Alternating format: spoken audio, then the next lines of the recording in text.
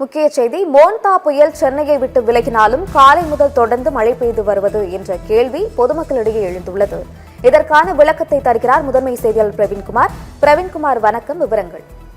வங்கக்கடலில் உருவான காற்றழுத்த தாழ்வு பகுதி தாழ்வு மண்டலமாக வலுப்பெற்றதுக்கு பிறகு மோந்தா புயலாக மாறியது.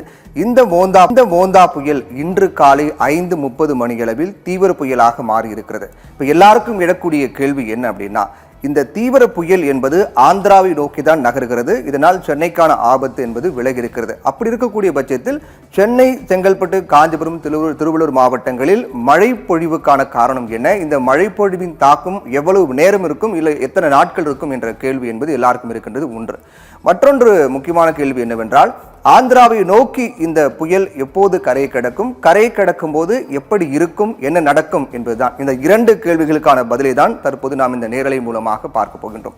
இன்று காலை 5:30 மணி அளவில் தீவிர புயலாக மாறியிருக்கூடிய மோந்தா புயல் சரியாக இப்போது எங்கே இருக்கிறது என்றால், சென்னை எடுத்துக்கொண்டோம் என்றால், சென்னையிலிருந்து சென்னைக்கு கிழக்கு வடகிழக்கு பகுதியில் 470 கிலோமீட்டர் தொலைவில் இந்த மோந்தா புயல் தற்போது மையம் கொண்டு கரையை நோக்கி மெதுவாக நகர்ந்து கொண்டு வருகின்றது.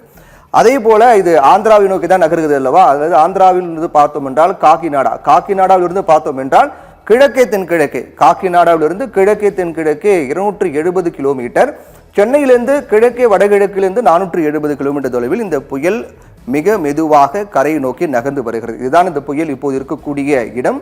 இந்த புயல் கரையை நோக்கி நகர்ந்து வரக்கூடிய வேகம் என்பது அவ்வப்போது மாறுபட்டு கொண்டே வருகிறது. நேற்று காலையிலிருந்தே பார்த்தோம் என்றால் இந்த புயல் மெதுவாக 15 கிலோமீட்டர், 16, 18 என்று படிப்படியாக அதிகரித்து தற்போது மீண்டும் 16 கிலோமீட்டர் வேகத்தில் கரையை நோக்கி நகர்ந்து வருகிறது. இது முழுக்க சென்னைக்கான ஆபத்து என்பது நீங்கி இருக்கிறது. இந்த புயலால் சென்னையில் எந்தவித பாதிப்பும் இல்லை என்று வானிலை ஆய்வு மையம் தெரிவித்திருக்கிறது. இருந்தாலும் இந்த புயல் கரையை கடக்கும் போது என்ன நடக்கும் என்பதை பார்ப்பதற்கு முன்பாக சென்னையில் மழைக்கான காரணம் என்ன, சென்னை, திருவள்ளூர், காஞ்சிபுரம், செங்கல்பட்டு மாவட்டங்களில் மழைக்கான காரணம் என்ன, இந்த புயல் கரையை கடப்பதால் மழை பொழிகிறதா அல்லது வேறு என்ன காரணம் உள்ளிட்ட பல கேள்வி இருக்கும். புயல் ஆந்திராவை நோக்கி நகர்ந்தாலும் கூட சென்னையில் மழை பெய்வதற்கான காரணம் என்ன என்பது பற்றி அந்த நேரலின் மூலமாக நாம் பார்க்கின்றோம். அதாவது நாம் ஏற்கனவே கூறியது போல இந்த மோந்தா புயலுடைய காற்றின் தீவிரம் என்பது வழக்கத்தை விட குறைவாக தான் இருக்கும் என்று தெரிவித்திருக்கிறார்கள். காரணம் என்னவென்றால், வளிமண்டலத்தில் ஏற்பட்ட காற்று முறிவு காரணமாக மோந்தா புயலுடைய அந்த தீவிரம் என்பது குறையும், காற்று பரவலாக்கப்படும். அந்த காற்று முறிவு தான் இதற்கு மிக முக்கியமான காரணம். அப்படி இருக்கும்போது இந்த புயல் சென்னை விட்டு நீங்கினாலும் ஆந்திராவை நோக்கி சென்றாலும் கூட மேக கூட்டங்கள் என்பது சென்னை விட்டு விலகவில்லை. அதாவது புயல் நேராக ஆந்திராவை நோக்கி செல்கிறது, ஆனால் மேக கூட்டங்கள் சென்னை வழியாக வந்து அதற்கு பிறகு அது ஆந்திராவை நோக்கி செல்வதுதான் இந்த நேரலில் நமக்கு காண்பிக்கின்றது. அதன் காரணமாக தான் சென்னை, திருவள்ளூர், காஞ்சிபுரம், செங்கல்பட்டு மாவட்டங்களில் மழை பொழிவு மற்றும் மேகமூட்டம் என்பது அதிகமாக இருக்கிறது. இந்த மழை எவ்வளவு நேரம் இருக்கும் அப்படிங்கிறதையும் இந்த மேப் மூலமாக நம்ம பார்க்கலாம். அதாவது இந்த மேக கூட்டங்கள், மோந்தா புயல் அதனால் உருவான மேகக்கூட்டங்கள் பொறுத்தவரை கிழக்கு பகுதிகள் எல்லாமே மேகக்கூட்டங்கள் இல்லை. மேகக்கூட்டங்கள்லாம் கலைந்து போயிருக்குது கிழக்கு பகுதியில். மேற்கு பகுதி மற்றும் ஆந்திராவின் தெற்கு பகுதியில் தான் மேகக்கூட்டங்கள் அடர்த்தியாக உள்ளது. இதன் காரணமாக தான் இந்த மேகக்கூட்டங்கள் தமிழ்நாட்டினுடைய மேற்கு பகுதி, அதே போன்று வடக்கு மற்றும் ஆந்திராவுடைய தெற்கு பகுதியில் இந்த மேகக்கூட்டங்கள் அதிகமாக இருக்கின்றது. கிழக்கு பகுதி மேகக்கூட்டங்கள் இல்லை, கலைந்திருக்கிறது காற்று முறிவு காரணமாக. அதனால் இந்த மேகக்கூட்டங்கள் சென்னையின் வட தமிழகத்தின் மேல்புறமாக நின்று கொண்டு மழை பொழிவு கொடுக்கின்றது. இது மெல்ல மெல்ல ஆந்திராவை நோக்கி நகரும் போதுதான் மழை படிப்படியாக குறையும் என்று வானிலை ஆய்வையும் தெரிவித்திருக்கிறார்கள். அப்படி என்றால் இன்று மாலைக்குள்ளாகவே மழை பொழிவு சென்னை, காஞ்சிபுரம், செங்கல்பட்டு, திருவள்ளூர் மாவட்டங்களில் படிப்படியாக குறைவதற்கான வாய்ப்பு இருக்கின்றது. நாளை அடுத்த சில தினங்களில் இந்த மோந்தா புயலின் தாக்கம் சற்று குறைவாக தான் இருக்கும் என்றும், இதனால் தமிழகம் குறிப்பாக சென்னை உள்ளிட்ட மாவட்டங்களில் எந்தவித பாதிப்பும் இல்லை என்று தெரிவித்திருக்கிறார்கள்.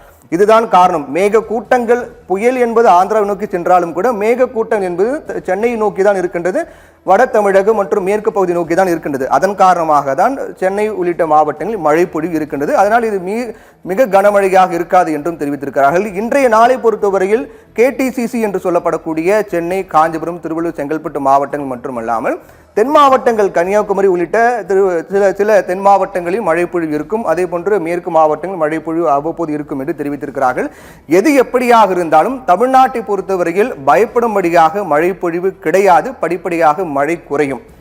அதற்கு பிறகு நாம் ஏற்கனவே கூறியது போல இந்த மோந்தா புயல் கரை கடக்கும் போது எப்படி இருக்கும் என்றால், மோந்தா புயல் பொறுத்தவரையில் அதிதீவிர புயலாக இன்று காலை உருமாறி இருக்கின்றது. இது ஏற்கனவே கூறியது போல சென்னை மற்றும் காக்கிநாடாவுக்கு இடையே தற்போது மையம் கொண்டிருந்தாலும் கூட ஆந்திராவை நோக்கி செல்கிறது.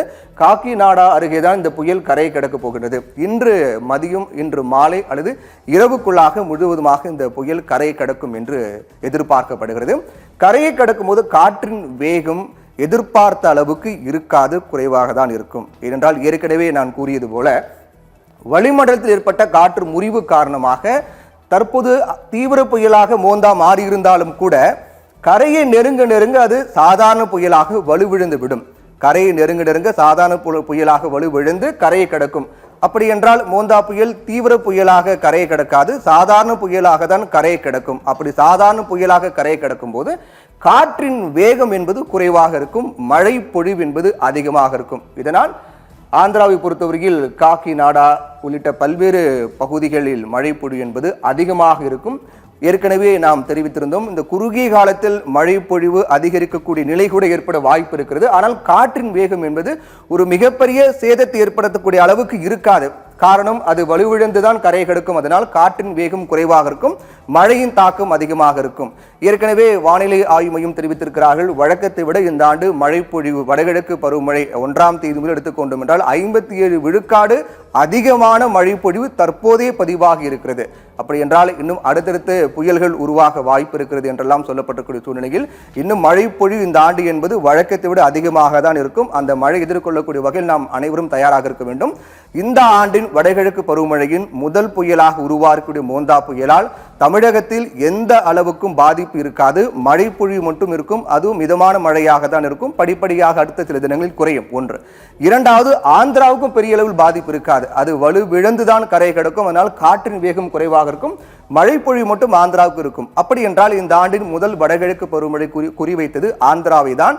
அடுத்த 2-3 வாரங்களில் மீண்டும் புயல் உருவாக வாய்ப்பு இருப்பதாக சொல்லப்பட்டிருக்கிறது. அந்த புயல் உருவாகும் போது அது எந்த திசையை நோக்கி நகரப் போகிறது, அதனுடைய தாக்கம் எங்கிருக்கும் என்பதை நாம் பொறுத்திருந்து பார்க்க வேண்டும்.